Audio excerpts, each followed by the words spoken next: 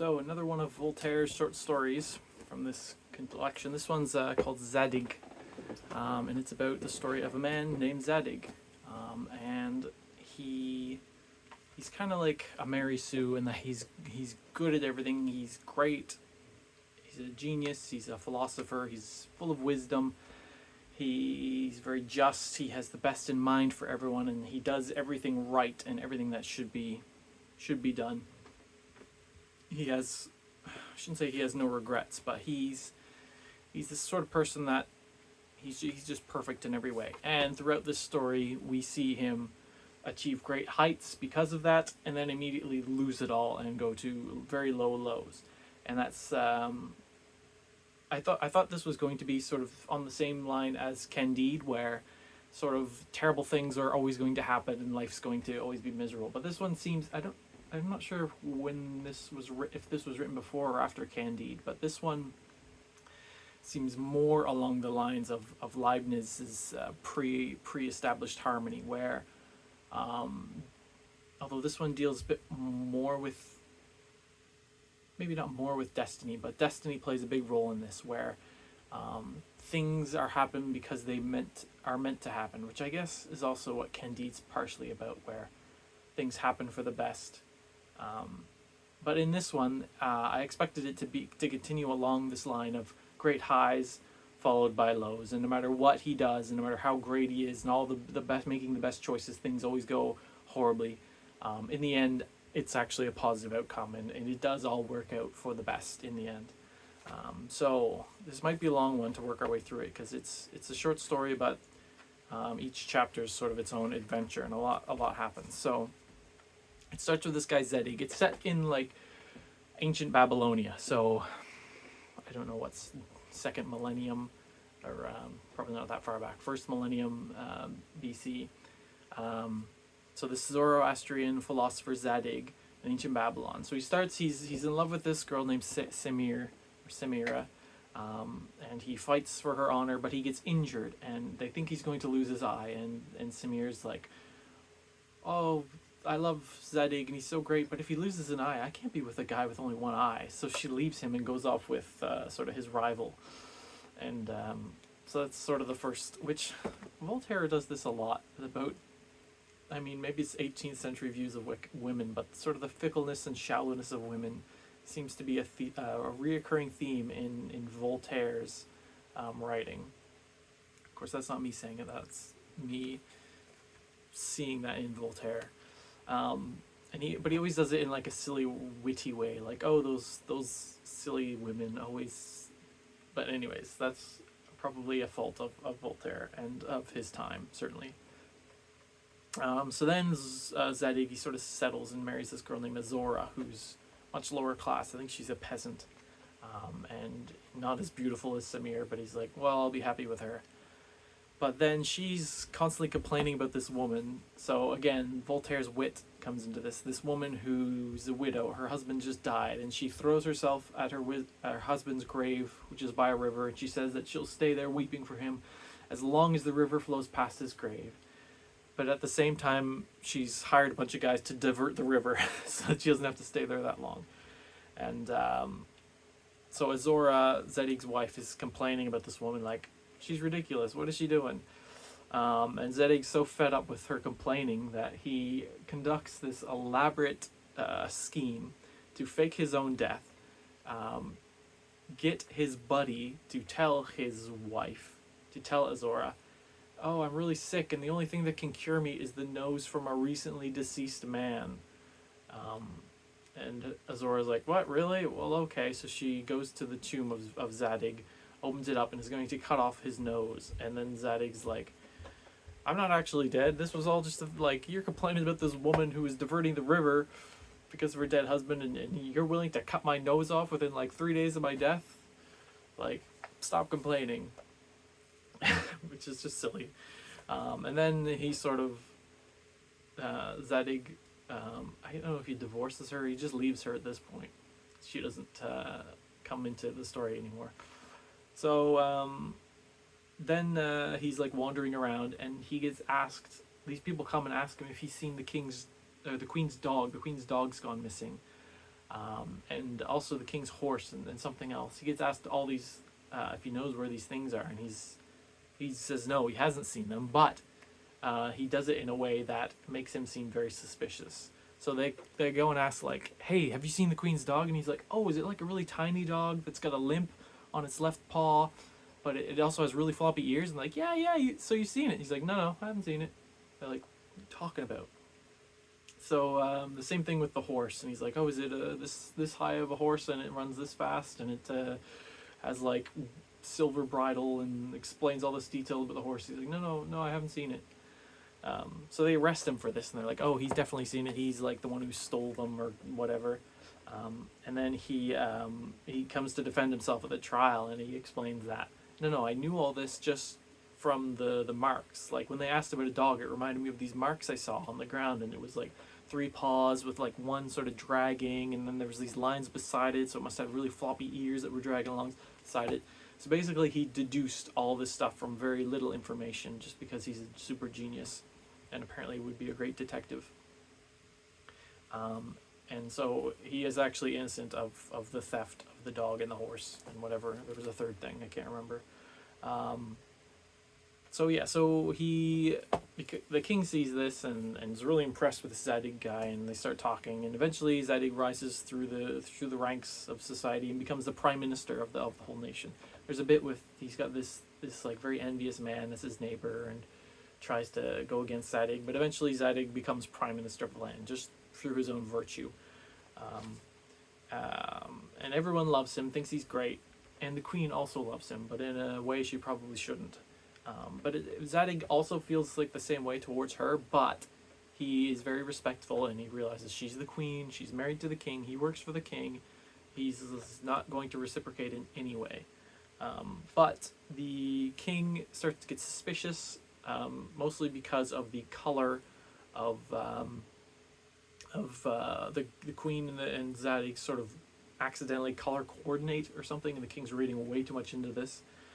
Is convinced they're like lovers and have betrayed him, so he orders both of their deaths. But as he does so, there's a mute servant who hears this and rushes off paints a picture of like Zadig and the queen being killed and presents it to the queen, and she sends it to Zadig and his good friend Cador, who warns Zadig and tells him he's got to flee to Egypt. So he flees to Egypt.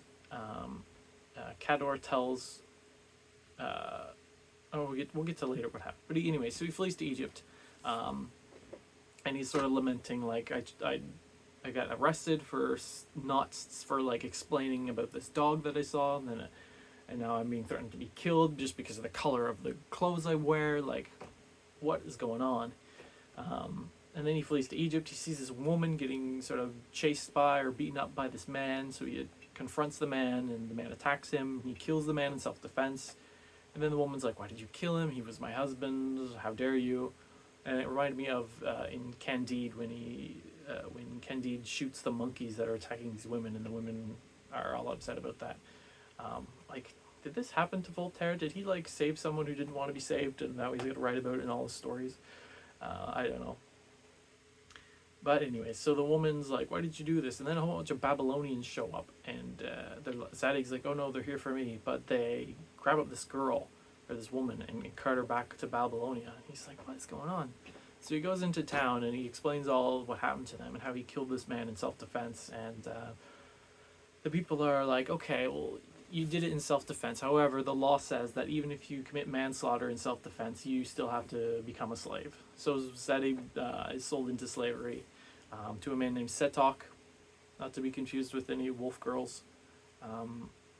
But because of his intellect, his wisdom, he gets talking to Setok. They become really good friends, and Setok treats him really well, even though he's still Setok's slave.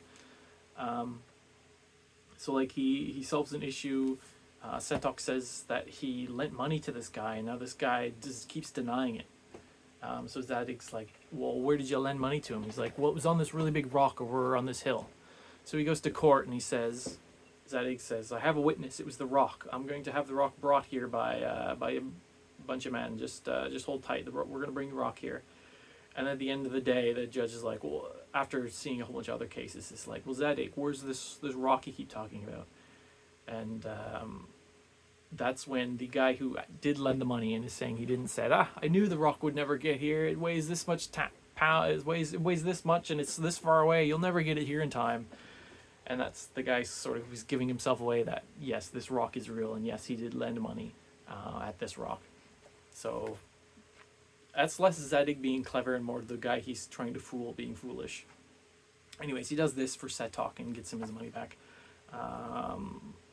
There's also this neat part where they go to a supper party with people from all over arguing about their beliefs. There's like a Celt that's arguing for a sort of a naturalistic paganism where he's like we worship trees and mistletoe. And there is the Babylonian who worships the fish, and the Egyptian who worships this bull, and they're all arguing about which is their belief. And then there's a Greek who says something about the one being, and then the true philosophy. And I'm gonna look it up. Also, there's someone from Cathay, which is to say someone from China, and there's also someone from India, and they're all arguing over their beliefs and what is the true belief. And then Zadig just like walks us in, and he says to the Celt, "Is it not true that it is not this mistletoe you worship, but him who made the mistletoe and the oak? And you, Mr. Egyptian, presumably you revere in particular one bull, him who gave you all bulls. Oannes the fish must be subordinate to him who made the sea and the fish. The Indian and the man from Cathay recognize, as you do, a first principle. I didn't quite understand the wonderful things this Greek was saying, but I'm sure that he too allows for a higher being upon whom form and matter depend. So there you all are. You are all of the same opinion, and you have no reason to be quarreling." So basically explains to them all, you're all arguing about your beliefs, but really you all worship sort of this one being that is sort of above and outside all creation. And I do like that he's like, I don't know what that Greek guy was talking about, but I'm pretty sure it was the same thing, which is the same as, I'm not sure if there's a reference to Greek philosophy in Candide, but certainly in Micromagus, when the Greek philosopher says something and kind of nobody knows what he's talking about, which I don't know what Voltaire means by that, but I take it as sort of mocking the Greeks as being so obscure and obtuse. Like, yeah, Greek philosophy, no one really knows what they're talking about, but it really sure sounds really fancy when you say it. So I thought that was really funny.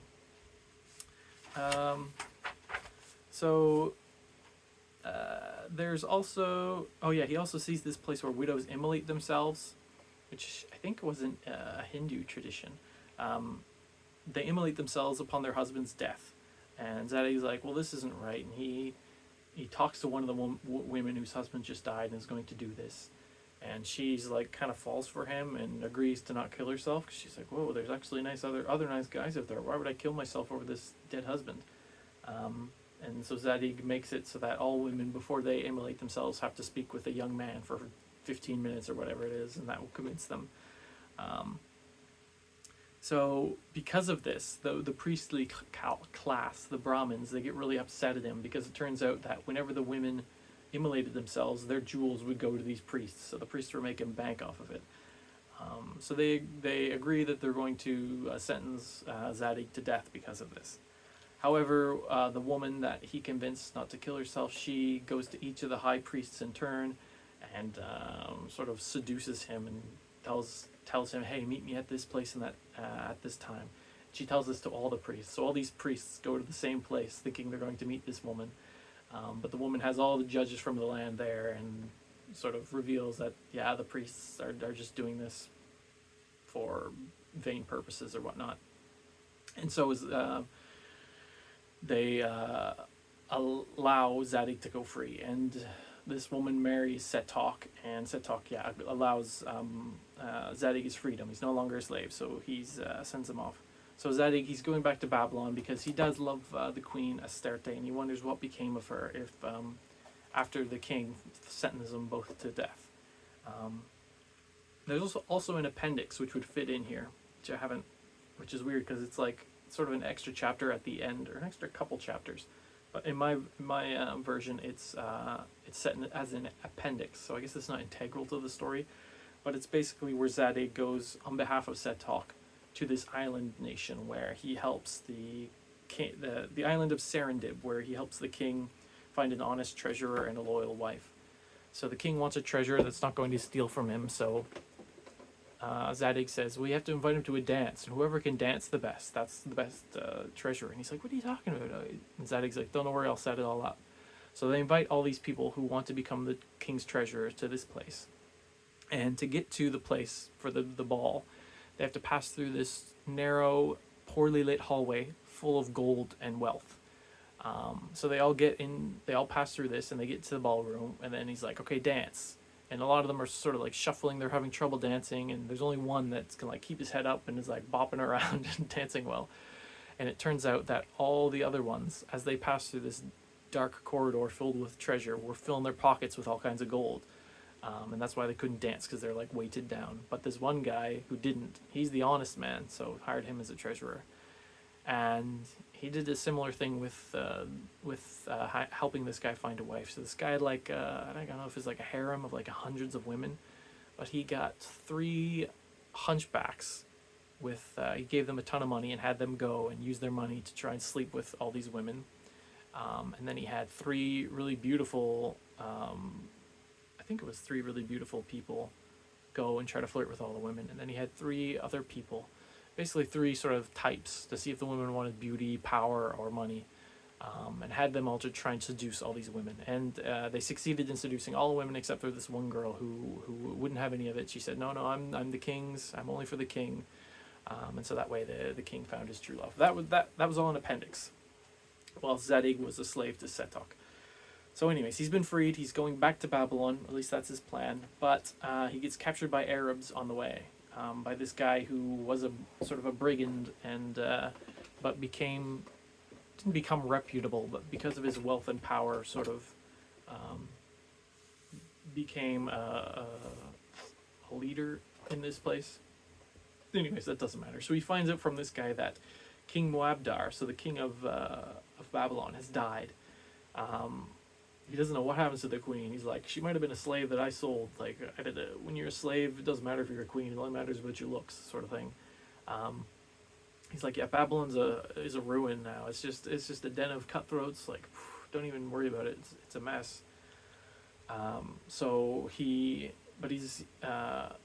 Zadig's still going to Babylon after he leaves this Arab, and he's just like really bummed out.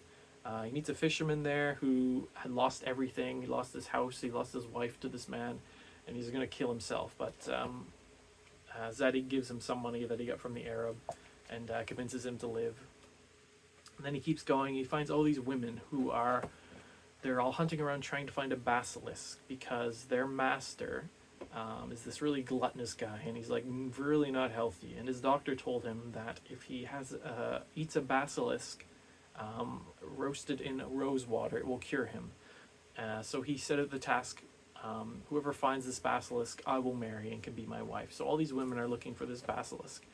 And Zadig's like, okay. And then he sees this one woman who's not really looking. She's writing in the sand by a riverbank, and she writes his name, Zadig. And he's like, whoa, how do you know Zadig? And she turns, and it turns out that's Queen Astarte.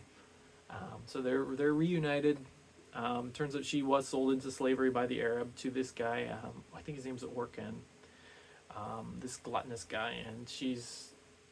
So yeah, so he found her, and she reveals that Kador, when he sent Zadig to Egypt, he hid Astarte in this statue in this temple, and then went and told the king, "Oh, my king, Astarte's escaped to Egypt, and Zadig's fled east to India," and that's why the king had sent the Babylonians out to capture that Egyptian woman.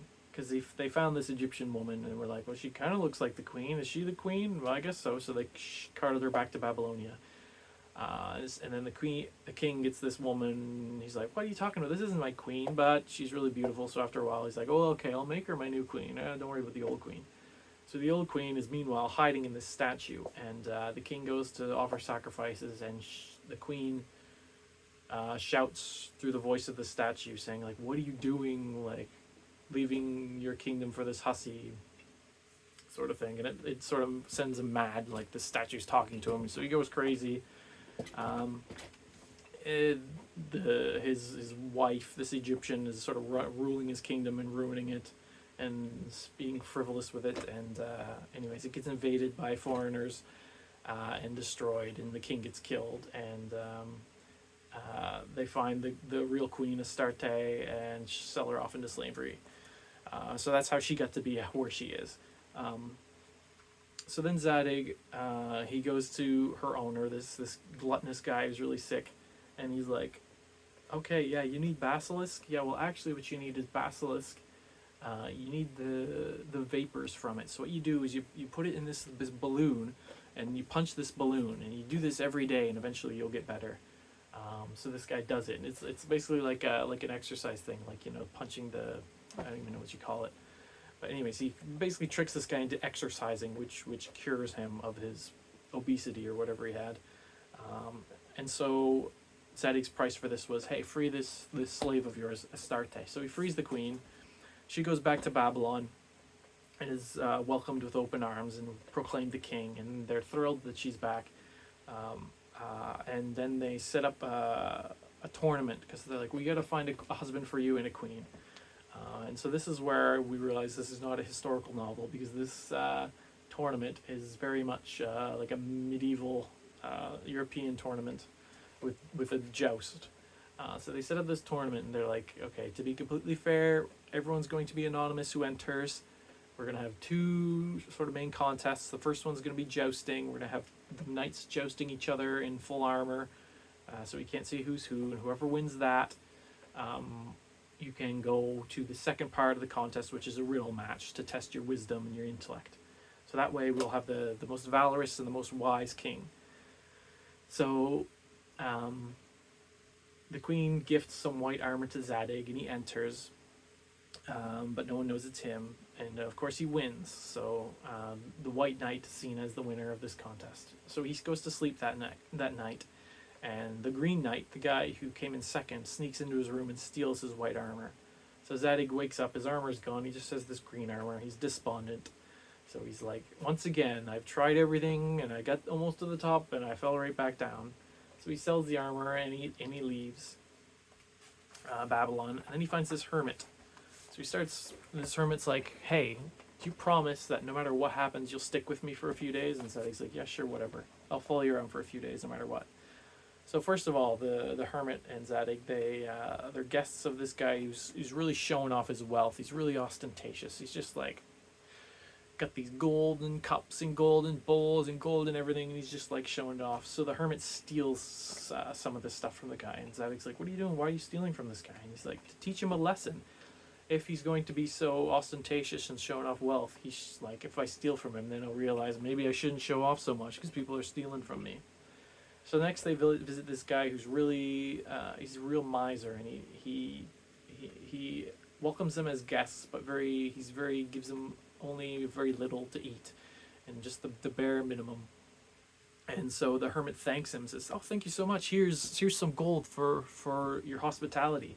Gives him the gold that he stole from the other guy, and Zadig's like, what did you do? Why are you giving this guy gold who like barely welcomed us at all? And he's like, well, it's to teach this guy that you should be more forthcoming with your wealth. So then they visit this retired philosopher who goes on about, oh, Babylon, if only they had Zadig as king, it would have been so much, they'd be doing so great right now. And then when they leave, the hermit burns down his house. And Zadig's like, what are you doing? Why would you burn down his house? And the guy responds with something along the lines of, there's treasure buried in his basement, and he would never have found it unless I burned down his house. So that's why he did that. And then finally, they visit this widow and nephew, and the hermit drowns the nephew, straight up murders him. And Zadig's like, okay, how is this for the best? And the hermit's like, well, actually, if I would have let him live, then within the year he would have killed his aunt. And eventually, when he grew up, he would have killed his wife and his kids, and then killed himself. So he's like, I was doing him a favor because I know what's going to happen with him. And Zadig's like, what are you talking about? How can you say that it's better to kill someone for something that might happen? He's like, no, I know it will happen. And anyways, the hermit then reveals himself as an angel, Jesrad. So this angel Jesrad, and declares that wickedness in the world is necessary so that good survives. So the world exists, all the evil in the world exists as a trial for those very few just people in it. And that's sort of his explanation of why there's such evil in the world, and why Zadig, who is the most just and the most wise and the most good person, has experienced all this evil, and how it's all been a trial, and it's all been on purpose, and it's all been leading to something. So then this angel Jezred's like, okay, go back to Babylon now. We're ready for like the sort of conclusion to this story. So Zadig goes back to Babylon, and they're just starting the second part of the tournament. They're starting the riddles section. So there's a few people, like finishers from the tournament are there, and the people see Zadig finally out in the open. They're like, oh my word, it's Zadig. After all this time, he's back. Remember when he was prime minister, things were so great. Oh, I wish he would have been in the tournament. Then he could be in this riddle contest, and maybe he'd be our king. So Zadig's like, well, yeah, I was in the tournament. Someone stole my armor. And they're like, well, how can... He's like, I can't prove it now, but I'll prove it later. Just let me in the riddle thing. And they're like, well, he's an honest man. He's not going to lie. Sure, we'll let him into the riddle contest. So then they ask a couple riddles, which they weren't really great riddles. I guessed them before I read them. But the guy who stole his armor and was faking that he won the tournament couldn't figure them out, but Zadig, of course, could. And then Zadig challenges the guy who stole his armor. So the guy's in full armor, Zadig's just in like a robe, and Zadig manages to unhand and defeat this guy to prove that it was him who actually won the tournament. So at this point, everyone's happy. Zadig has won the contest. He's proclaimed king. He marries Astarte. They live happily ever after, ruling over a super just, super prosperous nation, sort of the best of all possible worlds. They live happily ever after. But there's a nice like summary where there's callbacks to all the characters from the story, and they're sort of delivered justice or punishment. But it's more like that one guy who stole armor from him. He promotes him to be sort of head of his armies, or one of like a leading general in his armies, and says like, I know I'm giving you this because you were really great in the tournament, and if you are honest and do well, then you can rise to be like military leader of the country. So he's really graceful, merciful, compassionate to everyone. Like he goes and finds the fisherman whose wife was stolen from him and money, and the guy gets his money back and decides, no, I'm not gonna, it's okay, you can keep the wife, sort of thing. He rebuilds the house of the philosopher that was burnt down. He basically goes through all the previous, like the Arab brigand. He hires him and makes him gives him some high position in the kingdom, and he also gets Setok and sets him up as the one who runs the economy. And anyways, it's just, yeah, it's a really nice callback to all the characters, and then a nice bow that they all lived happily ever after. So yeah, that's Zadig. Different from Candide in that how it ends is sort of the best possible ending, not Candide that ends with, we must cultivate our garden, where it's sort of a happy ending, but it's more of a, after everything keeps going wrong, they realize we should just sort of be more grounded and not have such great aspirations. But this one's sort of more of a destiny was leading him to this point. He was always going to become king. It was his destiny. He just needed to get through all this evil in the world as a trial, to sort of to prove himself, to steel himself, to temper himself. So that's Zadig by Voltaire. A really interesting read. Yeah, pretty good one.